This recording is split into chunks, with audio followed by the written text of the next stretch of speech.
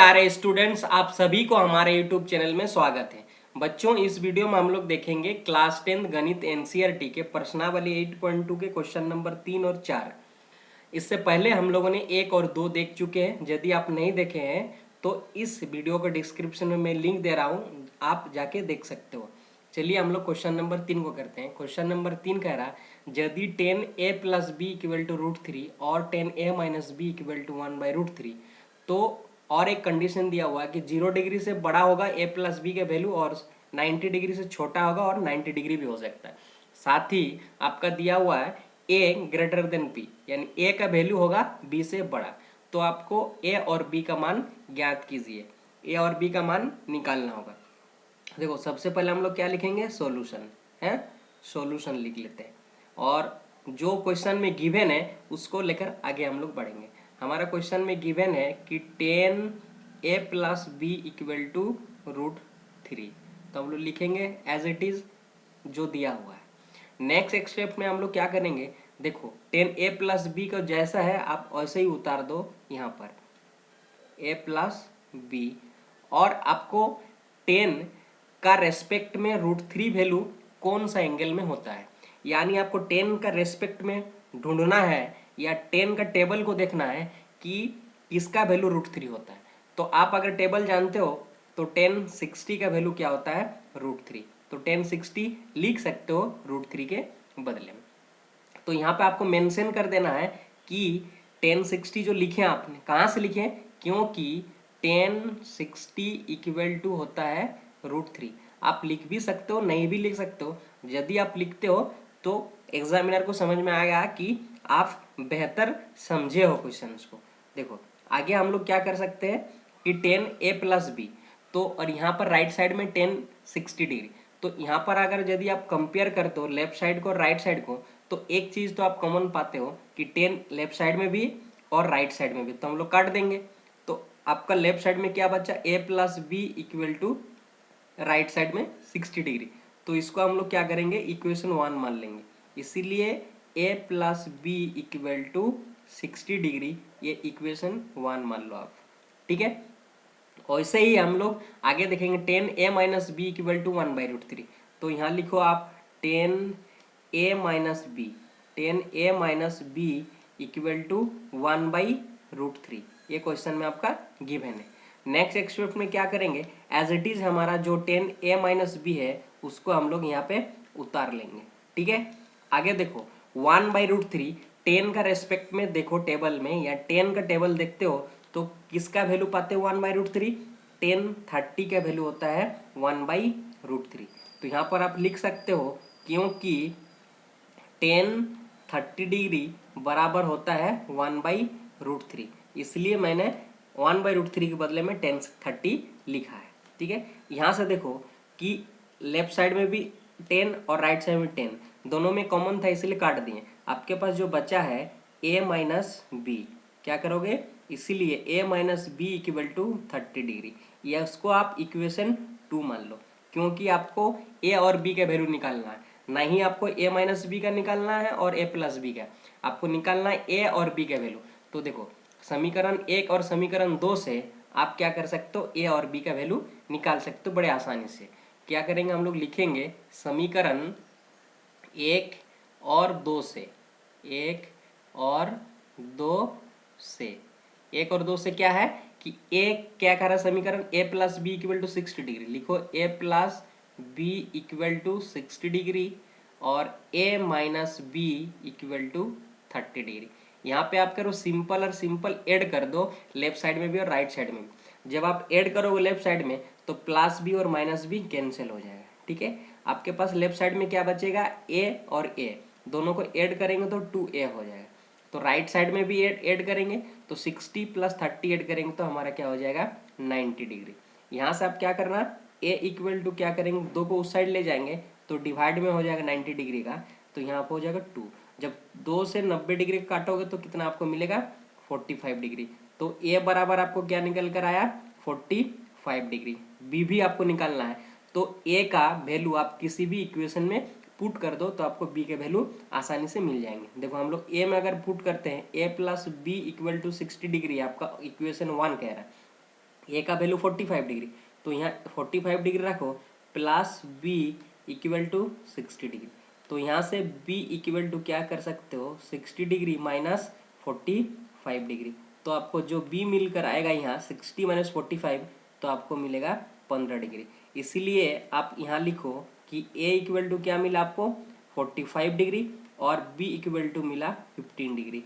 ये आपको आंसर हो गया, क्योंकि आपको निकालना था ए और बी का। तो आप कंडीशन को भी सेटिस्फाइड करके देख सकते हो कि करेक्ट है कि नहीं है। देखो ए का कितना 45 डिग्री और बी का 15 डिग्री। तो पहला कंडीशन तो कह रहा था कि ए ग्रेटर देन बी, तो देखो ए 45 बी 15 डिग्री, यानी सेटिस्फाइड कर रहा, ये तो बड़ा है बी से। दूसरा कंडीशन जो आपका 0 डिग्री से बड़ा होगा ए प्लस बी का वैल्यू। तो देखो यहाँ पे 45 और 15 ऐड करते हो तो कितना मिलता है आपको 60 मिलता है। तो देखो 0 डिग्री।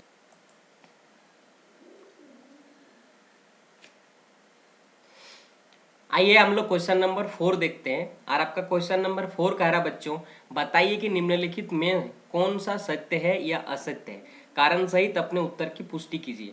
देखो आपके पास 5 प्रश्न है और 5 स्टेटमेंट है। इसमें आपको बताना है कि कौन सा सत्य है जो स्टेटमेंट दिया है और कौन सा असत्य है। अगर सत्य है तो क्यों सत्य है ये भी कारण बताना, अगर असत्य है तो क्यों असत्य है ये भी आपको कारण बताना। तो चलो हम लोग 1 नंबर को देखते हैं। 1 नंबर आपका sine A plus B equal to कहा है sine A equal to sine B है। तो यहाँ पर आप क्या करो, वैल्यू नहीं दिया हुआ ए और बी का, तो आप एज्यूम कर लो, यानी मान लो, मान लेते हैं हम लोग ए बराबर क्या है 30 डिग्री, आप आपके अनुसार मान सकते हो, और बी बराबर आप मान लो 60 डिग्री, ऐसा मैंने माना। कारण देखते हैं, अब हम लोग पुट करते हैं जो क्वेश्चन है। तो देखो साइन ए कितना 30 डिग्री और बी कितना 60 डिग्री, एज इट इज हम लोग जो क्वेश्चन में था उसको पुट करें। आप साइन ए क्या है 30 डिग्री प्लस साइन बी, तो साइन बी के जगह क्या लिखेंगे हम 60 डिग्री। यहाँ पर आप देख सकते हो साइन 30 प्लस 60 क्या हो जाएगा आपको साइन 90, और अगर साइन 30 के वैल्यू आपके क्या होता है 1/2 लिखो, प्लस साइन 60 का वैल्यू होता है √3/2, और साइन 90 का वैल्यू क्या होता है आपका 1। ठीक है, तो 1 इक्वल टू 1/2 प्लस √3/2। ठीक है, जब आप इसको एलसीएम लेते हो और वैल्यू जब निकालोगे तो ऑब्वियसली क्या होगा, आपको 1 से ज़्यादा ही वैल्यू होगा, जो 1 के बराबर कभी हो नहीं सकता है। तो क्या है कि ये नॉट इक्वल है। तो हम लोग यहाँ से इस कारण से हम लोग यह कह सकते हैं जो स्टेटमेंट है आपका ये असत्य है। क्या है, असत्य है। क्या लिखेंगे हम लोग, इसीलिए यह असत्य है, असत्य है। चलो हम लोग क्वेश्चन नंबर 2 देखते हैं। क्वेश्चन नंबर 2 का है, यदि थीटा में वृद्धि होने के साथ साइन थीटा के मान में वृद्धि होती है।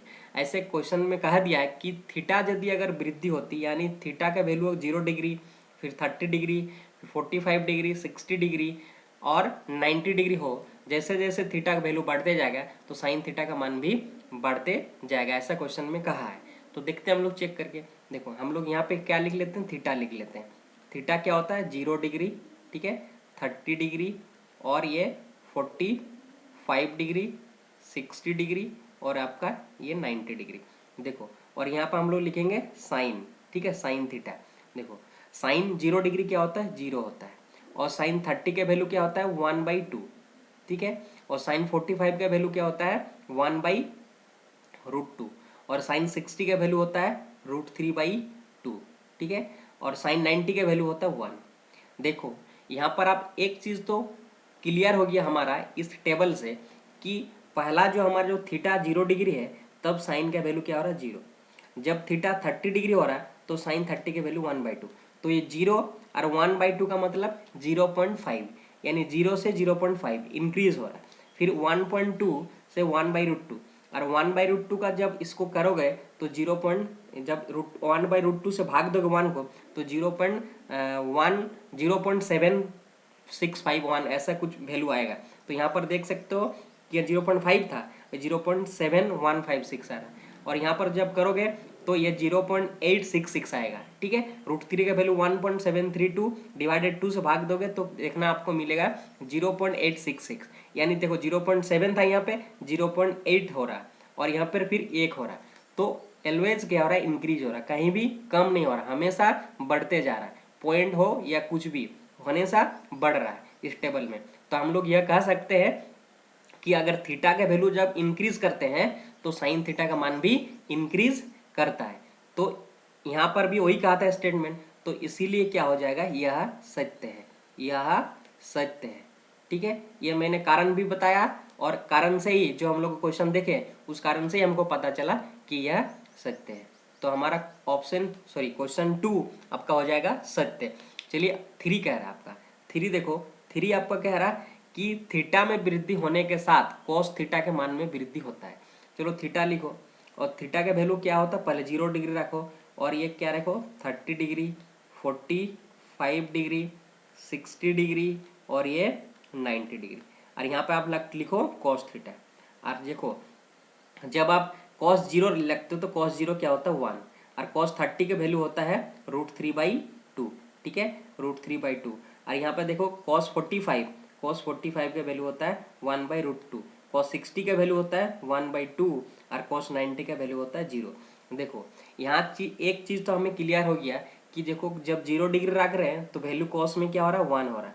30 डिग्री जब रख रहे हैं तो √3/2 यानी 0.866 आ रहा है। तो 1 से 0.86 हुआ और 1/√2 करेंगे तो 0.7512 होगा। तो क्या होगा देखो 0.8 से 0.75 हो गया, 1/2 तो 0.5 होगा और यहाँ पे 0 हो गया।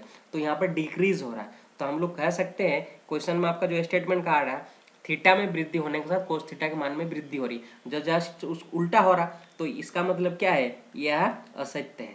क्या कहोगे आप, यह असत्य है, असत्य है, असत्य है। ठीक है, चलो हम लोग आगे देखते हैं क्वेश्चन नंबर 4। क्वेश्चन नंबर 4 कह रहा है कि थीटा के सभी मान पर sine theta equal to cos theta होगा। देखो आपका क्वेश्चन नंबर 4 कह रहा है कि थीटा के सभी मान में sine theta equal to cos theta होता है, ऐसा आपका स्टेटमेंट कहा है। हम लोग को चेक करके देखना होगा। चलो हम लोग थीटा की जगह क्या रख लो 30 डिग्री। ठीक है, थीटा की जगह 30, तब आप साइन क्या होगा इधर साइन 30 डिग्री, इधर आपका साइन 30 और इधर आपका हो जाएगा कॉस 30 डिग्री। जब साइन 30 का वैल्यू आप जानते हो कितना 1/2 और यहाँ कॉस 30 का वैल्यू होता है √3/2। तो आप यहाँ क्लियरली देख सकते हो 1/2 इक्वल टू √3/2 हो सकता है, पॉसिबल नहीं है, तो ये नॉट इक्वल टू है। तो हम लोग कह सकते हैं थीटा का किसी भी वैल्यू में sine theta equal to cos theta नहीं हो सकता है। लेकिन एक चीज हो सकता है, कॉस 45 डिग्री में है ना, 45 डिग्री में दोनों ही वैल्यू बराबर बराबर के होते हैं। तो यहाँ पे कहा है कि सभी मानों पर बराबर बराबर के होते हैं क्या, ऐसा नहीं है, ऐसा नहीं है, केवल 45 डिग्री में बराबर के होते हैं। तो सभी मानों पे कहा था, तो इसीलिए हम लोग इसको कह सकते हैं यह असत्य है, यह असत्य है। ठीक है, यह असत्य है। चलो हम लोग क्वेश्चन नंबर 5 देखते हैं। Question number 5 A equal to क्या है 0 डिग्री दिया हुआ। तो कह रहा है कि 0 डिग्री पर कॉट ए परिभाषित नहीं है, यानी अपरिभाषित है कॉट 0 डिग्री। और हम लोग टेबल से भी जानते हैं जब कॉट 0 डिग्री का वैल्यू क्या होता है, कॉट 0 डिग्री होता है अपरिभाषित। ठीक है, अपरिभाषित, अपरिभाषित होता है। तो क्वेश्चन में भी जो आपका स्टेटमेंट दिया वो भी कहा है कि कॉट 0 डिग्री अपरिभाषित होता है। ठीक है, परिभाषित नहीं है यानी अपरिभाषित है। तो यह क्या कह सकते हैं हम लोग, यह सत्य है, यह सत्य है। तो हमारा 8.2 क्वेश्चन नंबर 4 के साथ समाप्त होता है। यदि आपको वीडियो अच्छा लगा तो लाइक करना, चैनल को सब्सक्राइब करना और अपने फ्रेंड्स के शेयर कर देना।